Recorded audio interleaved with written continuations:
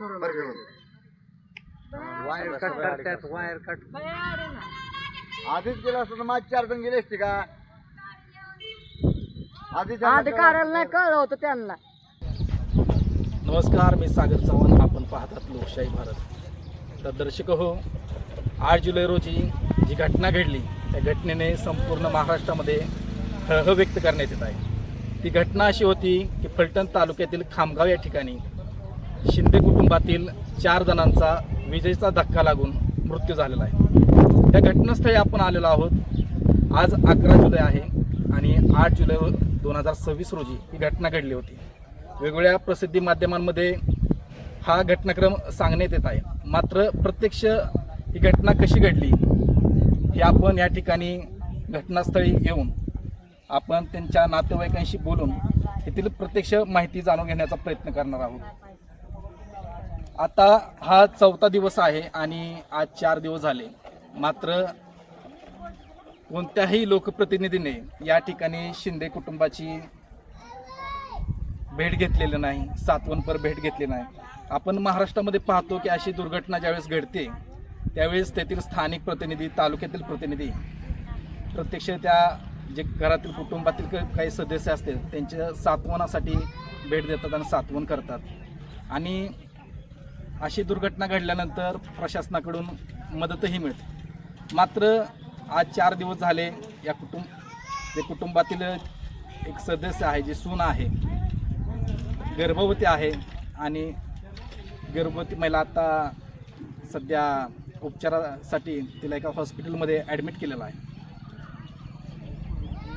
या कुटुंबाचं सात्वन करणं गरजेचं आहे. त्यासाठी लोकप्रतिनिधींनी या ठिकाणी भेट दिली पाहिजे.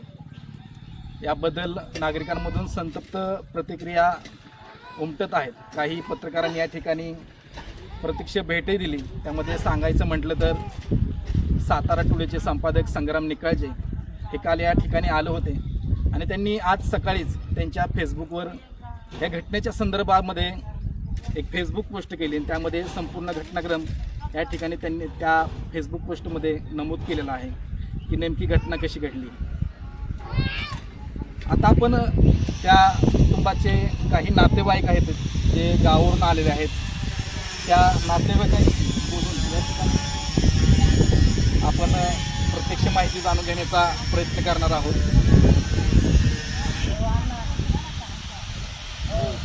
6 जणांचा हा परिवार होता. त्यातील सासरा, सासू आणि तिचे मिस्टर आणि एक नणंद यामध्ये मयत झालेले आहेत. जी एकमेव गर्भवती महिला आहे आणि तिचं 2 वर्षाचं एक बाळ आहे. अशा प्रकारे हे कुटुंब होतं. आणि जी गर्भवती महिलेची जी बहीण आहे, ती बहीण या ठिकाणी या कुटुंबाला भेट देण्यासाठी आलेली आहे. आपण त्या बहिणीकडून, त्या गर्भवती महिलेच्या बहिणीकडून ही घटना जाणून घेण्याचा प्रयत्न करूया. थोडं पुढे या. काय नाव तुमचं? तुमचं गाव?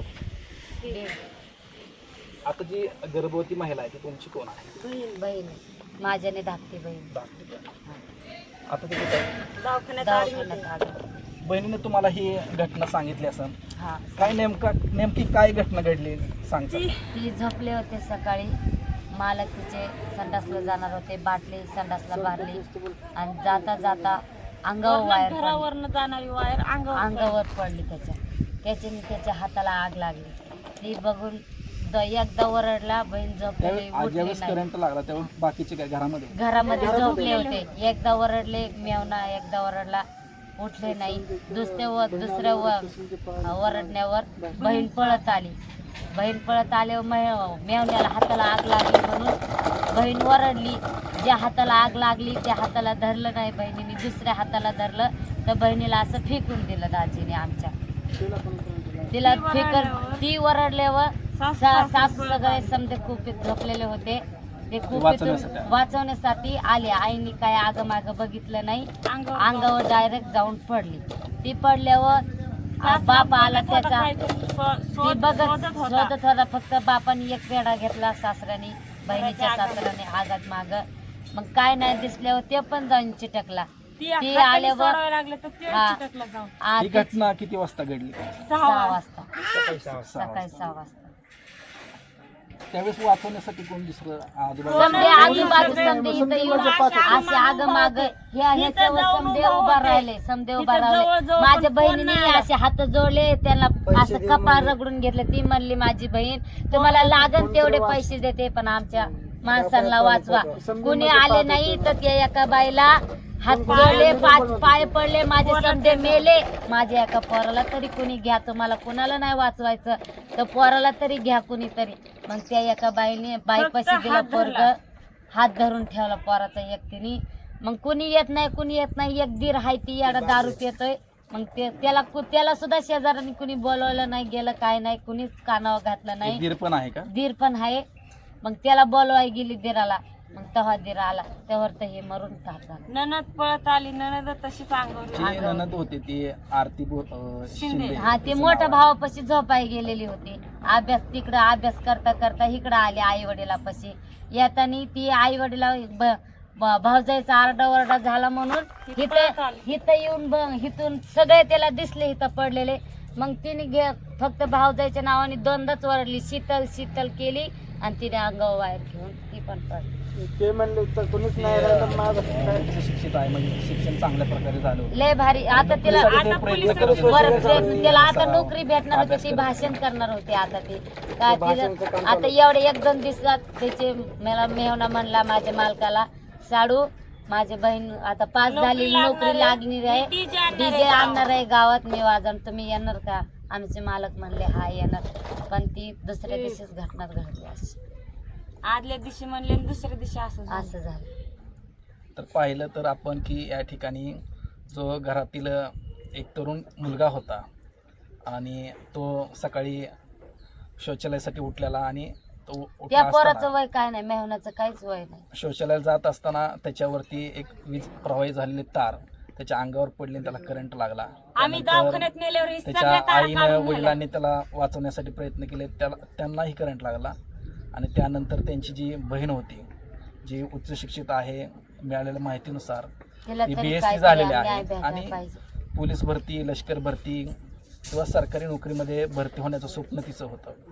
आपण पाहिलं तर की हे अनुसूचित जमातीमधील हे पारधी समाजाचं कुटुंब आहे. आपण पाहतो की हे प्रत्येक घटकापासून वंचित असलेला हे पारधी समाज असतो. मात्र ह्या पारधी समाजातील असणाऱ्या कुटुंबाने त्या घरातील एक मुलगी उच्च शिक्षित केली होती. या ठिकाणी पाहिलं आपण तर त्याचं RCC बांधकाम चालू आहे घराचं.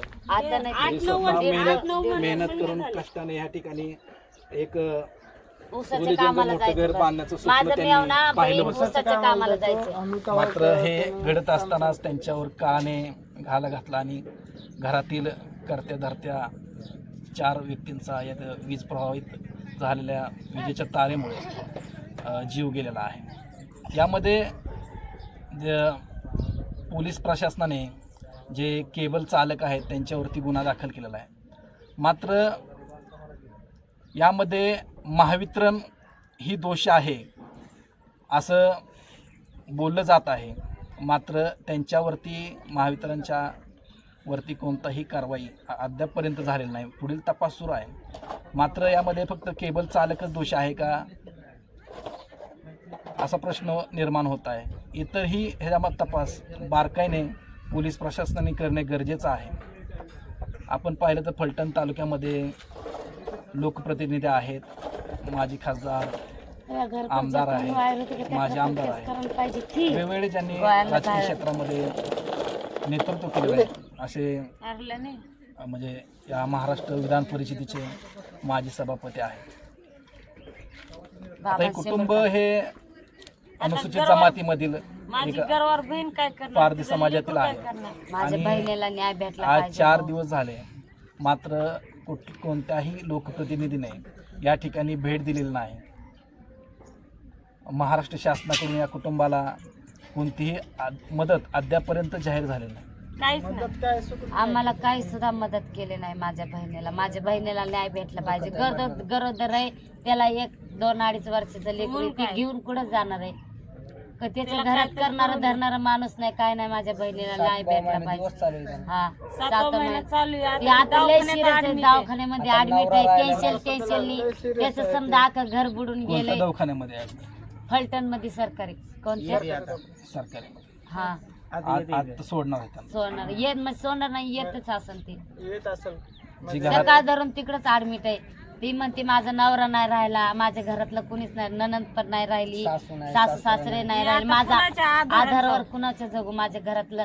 ती टेन्शन ती लय इडी झाली. ती आता लय सिरियस आहे. ती आता ती दवाखान्यात सकाळ धरून ऍडमिट आहे. आताशी यायला माझ्या बहिणीला जी न्याय गर्भवती भेटला महिला पाहिजे. आहे, एकमेव जी सून आहे घरातली, ती आल्यानंतर आपण त्या महिलेशी सुद्धा बोलून ही घटना जाणून घेण्याचा आपण प्रयत्न करणार आहोत.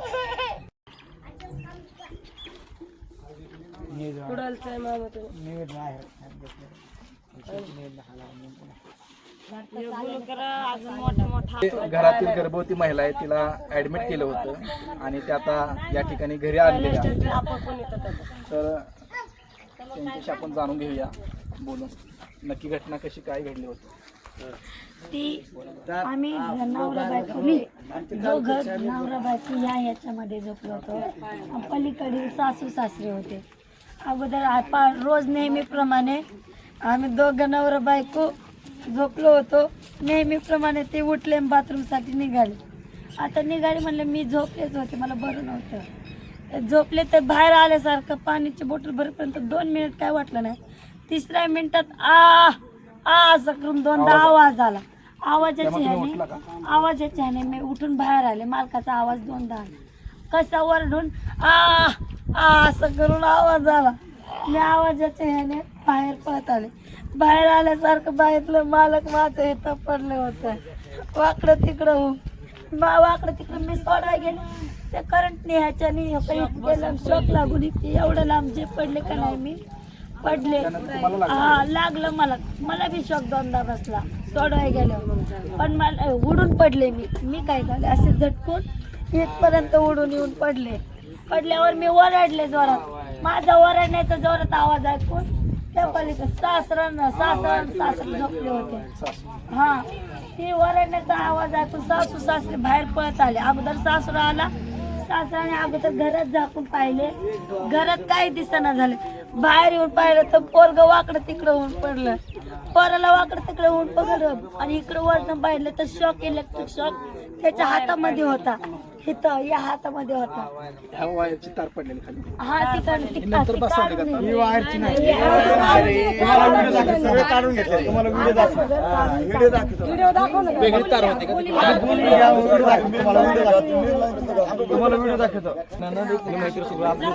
ननद पण शिक्षण झालं. 12वी पण आम्हाला नोकरी अशी कोणी दिली नाही. नोकरी आम्ही सगळे पुस्तक आमच्याकडे एवढे फायले आहेत. आम्ही सगळं मालकाचे, माझे पती मालकाचे, ननद आरतीचे, दिराचे, आमचे सगळ्याचे एवढे असे प्रोफाईल आहेत. आम्ही सगळ्या शिक्षण नोकरी मागत होतो. आम्हाला जगू द्या. आमचे एवढे पैसे गेले शिक्षणाबाबत. तुम्ही म्हणता आमच्या जातीला खूप ही आहे सुविधा आहे. आम्हाला एवढे शिक्षण झालं. दादा नोकरी मागण्यासाठी गेलो की 5 लाख 6 लाख असे लोक मागायचे. तेवढे पैसे कुठून आणायचे होते आम्ही. तरी पण सगळ्यांचे शिक्षण बंद केले. आरतीचे शिक्षण चालू ठेवले. एक 6 सदस्यांचं एक कुटुंब आहे आणि एक दीर पण आहे, म्हणजे असं 7 सदस्यांचं एक कुटुंब आहे. त्यामध्ये पाहिलं तर ह्यांचे सासू सासरे आणि त्यांचे पती आणि त्यासोबतच ननंद ह्यामध्ये विजेच्या धक्क्याने मृत्युमुखी पडलेले आहेत. ती ननंद होते, ते उच्च शिक्षित होते, तिचं ग्रॅज्युएशन कंप्लीट होतं आणि ते नोकरीसाठी प्रयत्न करत होते. कारण की आपण पाहतो की भारतीय समाज हा शिक्षणापासून वंचित आहे. मात्र भारतीय समाजातील काही कुटुंब आहेत जे काबाड कष्टाने मोठ्या मेहनतीने घरातील मुलांना शिकवतात. त्या मुलीलाही त्यांनी मोठं शिकवलं होतं. मुलगी पोलीस भरती, लष्कर भरतीसाठी आणि सरकारी नोकरीसाठी प्रयत्न करत होती. मात्र काळाने गाला घातला आणि विजेच्या धक्क्याने घरातील करती धरती 4 सदस्य यामध्ये मयत झाले. त्यातील एक गर्भवती महिला आहे. त्यांचं एक 2 ते 5 वर्षाचं एक लहान बाळ आहे. हा शब्द बोलली अद्यापपर्यंत घडलेल्या घटनेमध्ये तालुक्यातील लोकप्रतिनिधी आहेत. त्या लोकप्रतिनिधी या घटनास्थळी भेट दिलेली नाही. त्याची खंत व्यक्त होत आहे. अजूनही शासनाकडून मला कुणी मदत शासनाकडून कोणतीही मदत या कुटुंबाला जाहीर झाली नाही. महाराष्ट्रामध्ये आपण पाहतो की जे वेगवेगळ्या दुर्घटना होतात, त्या दुर्घटना घडल्यानंतर सातवणपर भेट तेथील जे स्थानिक लोकप्रतिनिधी असतात, शासनातील प्रतिनिधी असतात, ते प्रत्यक्ष त्या घटनास्थळी जाऊन भेट देतात. कुटुंबासाठी कोणती मदत होईल का यासाठी प्रयत्न करतात, मदत जाहीर करतात. मात्र आता हे 4 दिवस झाले घटनेला, अद्यापर्यंत कोणतीही मदत या कुटुंबाला जाहीर झालेली नाही. कारण की का हे पारधी समाजातील कुटुंब आहे म्हणून ह्याकडे दुर्लक्ष होतंय का असा प्रश्न पारधी कुटुंब निर्माण होत आहे. आम्हाला न्याय मिळाला आपण या ठिकाणी पाहू शकता हे बांधकाम चाललेलं आहे, RCC बांधकाम या कुटुंबातील व्यक्तीने काढलं होतं. म्हणजे प्रत्येकाचं स्वप्न असतं एक एक चांगलं घर असावं, यासाठी लोक आयुष्यभर कष्ट करतात आणि पुढे या बरोबर त्यासाठी प्रयत्न करतात. आणि हे घराचं काम चाललेलं आपण बघू शकता. प्रत्येकाचं एक स्वप्न असतं एक चांगलं घर असावं, यासाठी हे कुटुंब प्रयत्न करत आहे. RCC बांधकाम त्यांनी उभं केलं होतं, मात्र घरातील करते धरते सदस्य गेलेले आहेत आणि 7 महिन्याची गर्भवती महिला, तिचा मुलगा आहे आणि एक दीर आहे, तो थोडा व्यसनाच्या आहारी गेलेला आहे. या कुटुंबाला मदत होणं तितकंच गरजेचं आहे. लोकप्रतिनिधींनी या ठिकाणी घटनास्थळी सातवणपर भेट देणं गरजेचं आहे. काहीतरी बातम्यांमधून या ठिकाणी मी नमूद करतो. हे माझे मामा हे बल्ब लावणारे माणसं होते का? मला साडू लावणार होता का बल्ब?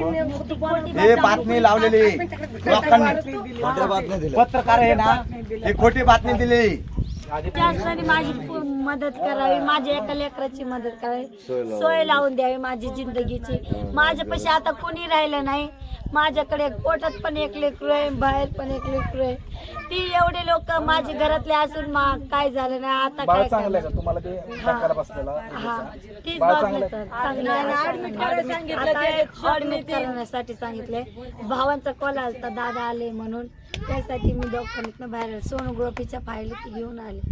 या घटनेमध्ये एका केबल चालकाविरुद्ध गुन्हा दाखल करण्यात आलेला आहे. पोलीस प्रशासनाने त्याच्यावरती गुन्हा दाखल केलेला आहे. मात्र अजूनही पारदर्शकपणे याची चौकशी झाली पाहिजे, त्याचा व्यवस्थित पंचनामा झाला पाहिजे.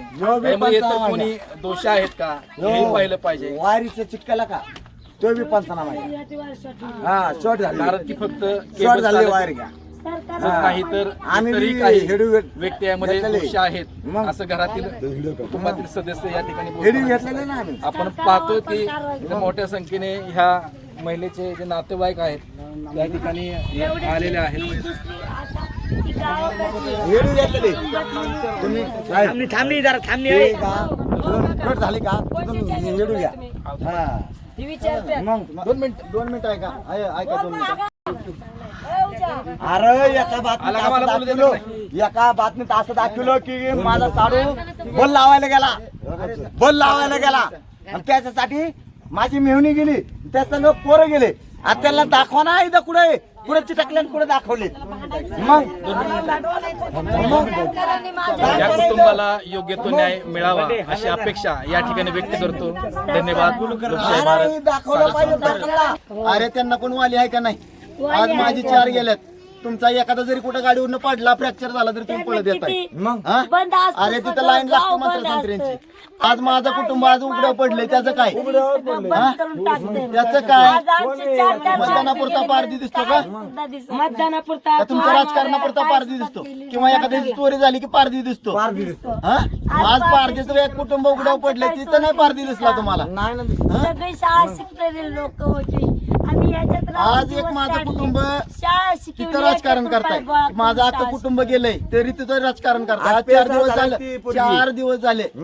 त्या आज एक मुलगी, आज ही माझी सून आहे.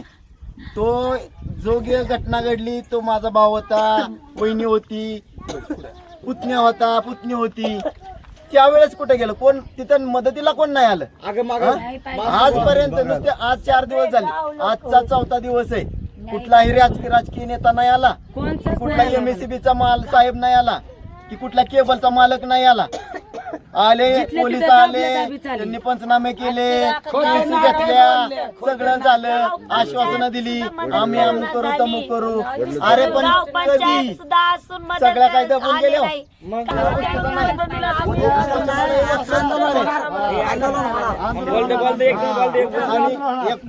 कुणी पण येतंय काय पण जोडतंय अरे तुम्ही प्रेशर मध्ये करता की कुणाकडून पैसे घेऊन करताय ते पण सांगा आम्हाला हवा न्याय न्याय द्यायचा आहे ना न्याय द्यायचा नसेल ना देऊ नका परंतु उद्या काय घटना घडल्या कुठं काय झालं पारदी येतो आणि तुम्हाला चांगली गोष्ट एखादी आता पारदी कुटुंब उघड्यावर आलंय एखादं त्या बिचारीला आता कोण नाहीये हा तिथं तुम्हाला नाही दिसत आहे तुम्हाला अधिवेशनं दिसत आहेत पुढाऱ्यांना मंत्र्यांना अधिवेशनं दिसत आहेत पण ते एक कुटुंब उघड्यावर आलंय त्याचा आखी जेवढी सगळी करती माणसं उघड्या गेले ते सगळी करती माणसं उघड्या गेले ते या इथं नाही दिसत आहे तुम्हाला